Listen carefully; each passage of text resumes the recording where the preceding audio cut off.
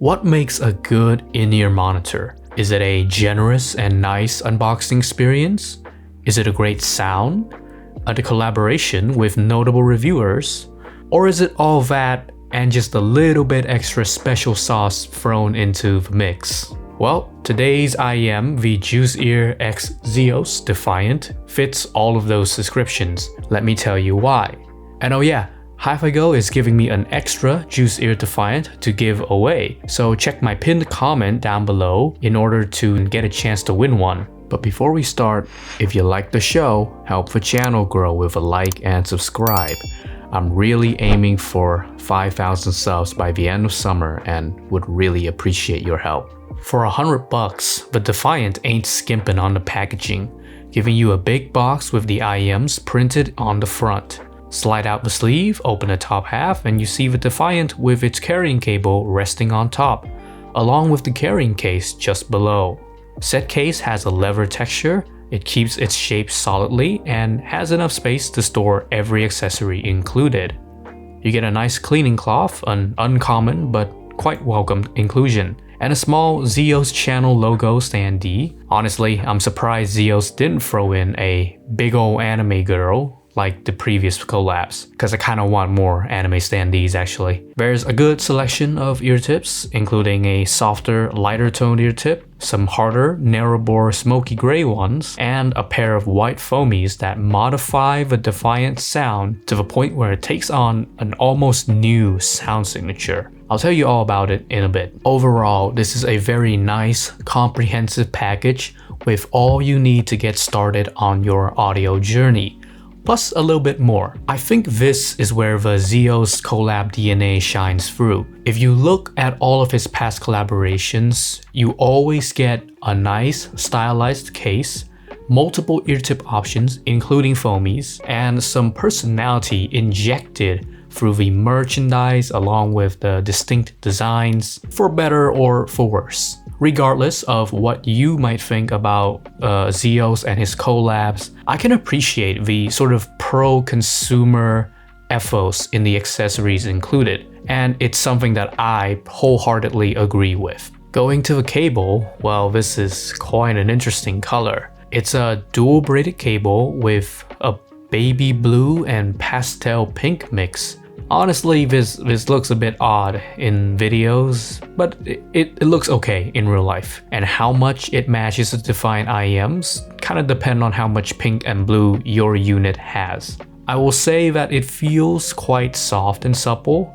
The chin slider stays where you set it, and you can switch to a balanced connection. That's a big plus in my book.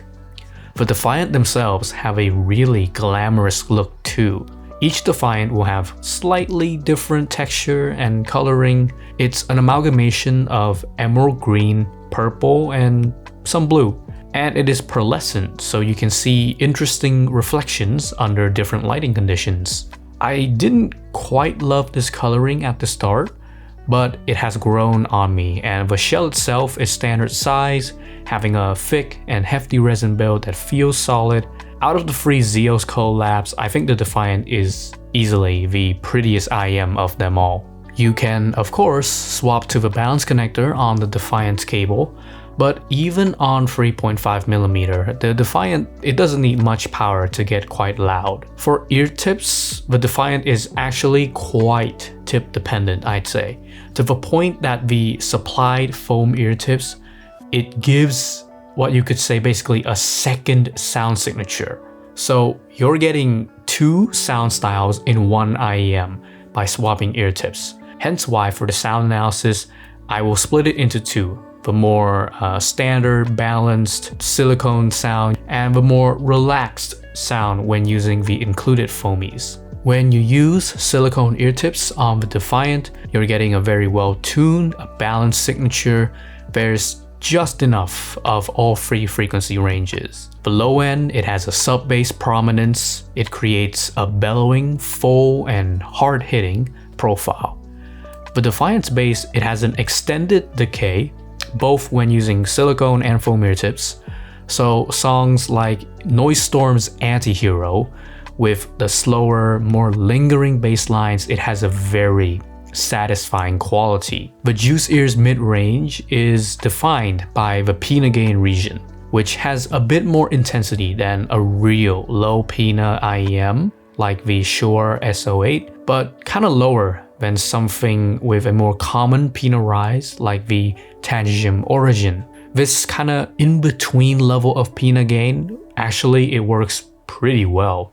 It gives the Defiant a restrained presentation, giving space for musical elements to breathe, avoiding the shoutiness, not making the mistake of having everything play on an even keel, which kind of sounds a bit unfocused. In most songs with vocals, say Suisei's Getcha, the order of presence goes the main synths and then the vocals, and then you have the backing track and the melodies.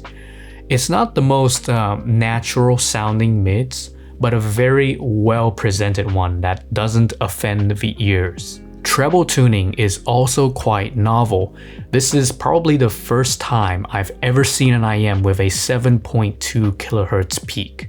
Depending on how deep or shallow other reviewers insert the Defiant into their couplers, it can vary anywhere from like 7 kHz to 8 kHz. But this peak, it works out really well. It sharpens the sound enough, but also tangibly improves clarity, and it complements the more calm mid-range with alright extension into the air frequencies as well. Technical ability is standard level for the $100 tier. You're starting to hear some more refinement into your music, and you can start to interpret some spatial positioning cues from the improved imaging performance compared to lower price tiers. Separation performance will be more than satisfactory, partly aided by the balance tuning. Macro detailing performance is very good with the Defiant. It can capture musical texture quite nicely. Although the micro details, they can be better. You can hear its presence, but it is, I'd say, slightly overshadowed by the macro side of things. Now, when you use the foam tips included in the box, the Defiant takes on a different mood.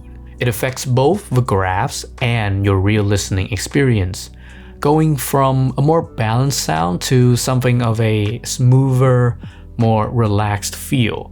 But changes, I'd say, are subtle, but they are present enough to have a tangible impact on how the Defiant presents itself. It's at the level of, say, flipping a tuning switch on other IEMs like the Kiwi Ears Quartet.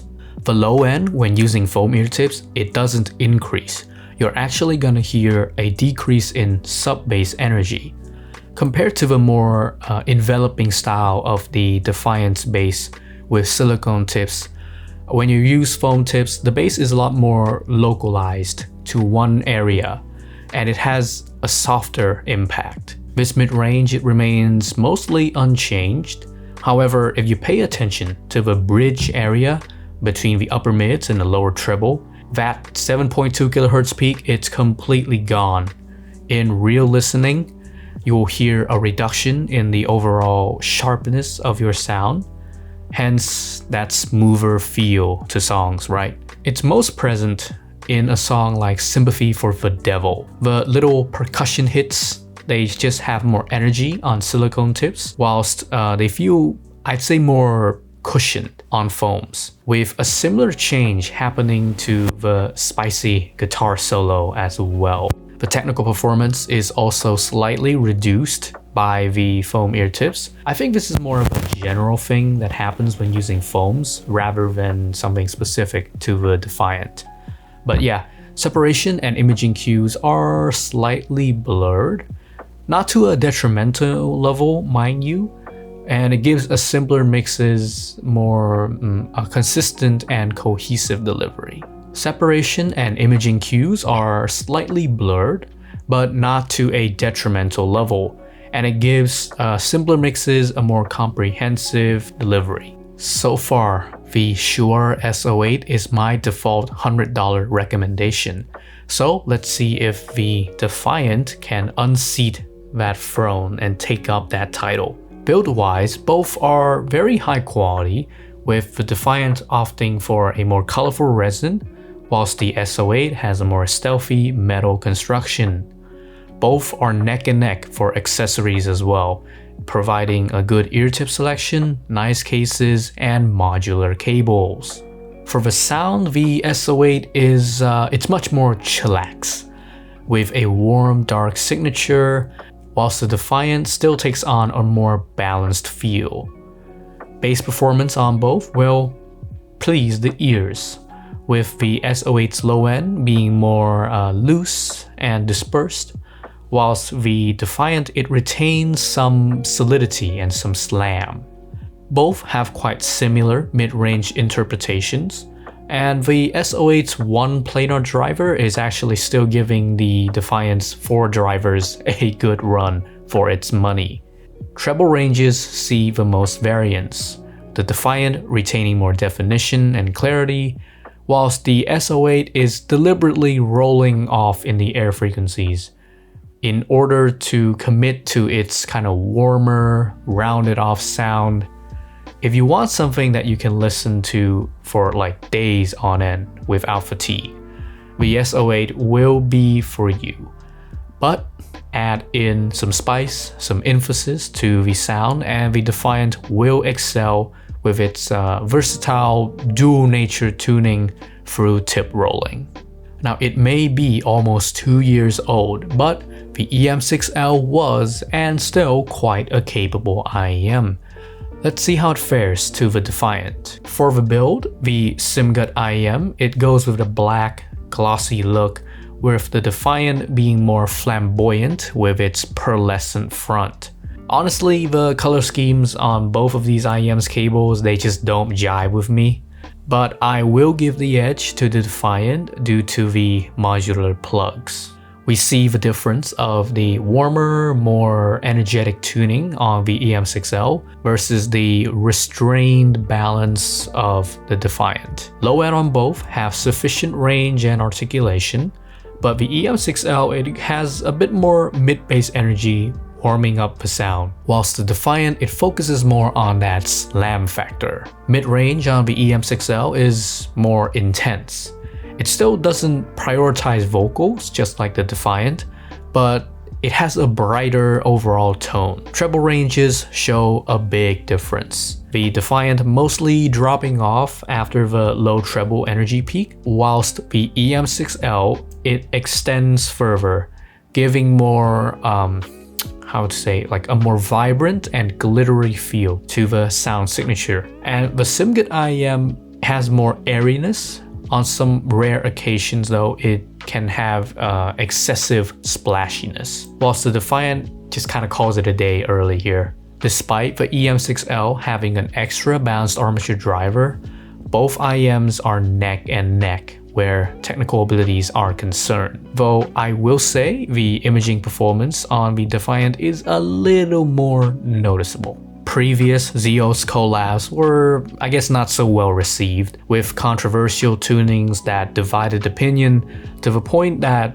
some would even joke that a good collab from him would have him be more hands-off. Regardless, the latest collaboration, the Juzear x Zeos Defiant here, indeed has a masterfully executed balanced tuning with a hidden second personality unlocked by using the included foam ear tips. The better parts of Zeos' DNA also transfer through to this collab's generous accessories, including multiple ear tip choices, a quality carrying case, and modular cable plugs. The Defiant defies expectations, pun intended, and not only delivers a solid collaboration, but a legitimate force to be reckoned with in the important $100 price tier. You'd be hard-pressed to find a more comprehensive IEM than this.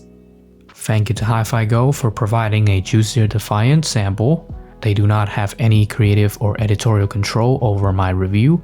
All that I've shared are my honest thoughts. Check the pinned comment down below the video for instructions on how to join the Juzear Defiant giveaway.